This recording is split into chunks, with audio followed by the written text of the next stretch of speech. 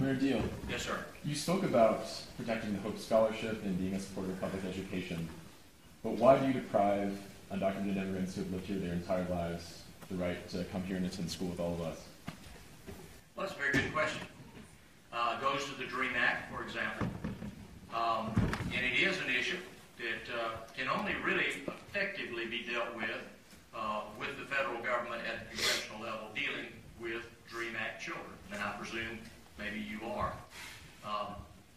The policy of requiring that you be a legal resident of our state has been one that's been in place for a very long time.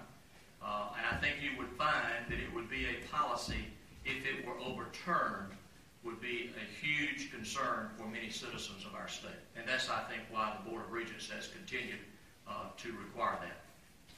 It was enacted in 2010.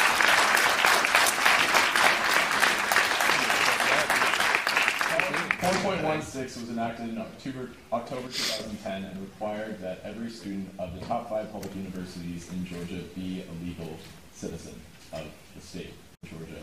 These are recent policies. There's no history of these being enacted before, and you have appointed all the Board of Regents, or many of them.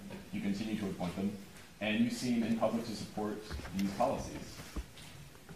What is your justification for this? These are people that have lived here their entire lives. They could make huge contributions to the state. Legal residents, DACA. Let me ask you this. Can you get a Social Security number? No.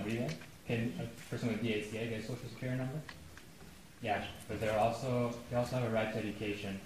Just like anyone else, they live here most of their lives. They pay taxes. They're going to keep on living here.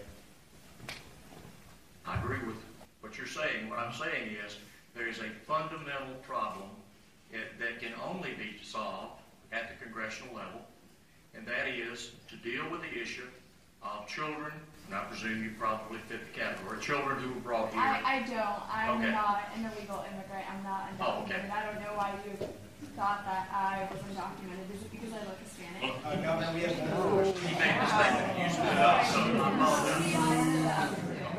I apologize if I insulted you. I did not intend to.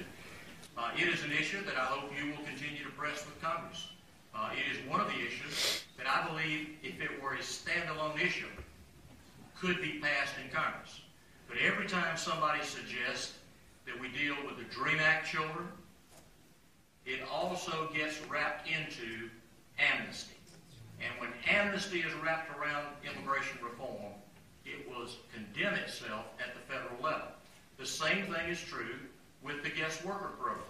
We have an unworkable guest worker program. It is very expensive for our agriculture community in Georgia to comply with.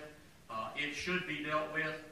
Congress has not seen fit to be able to do that, because every time a bill is introduced on one piece of the illegal immigration issue, people who have other agendas want to wrap amnesty around it, and when they do, they kill it.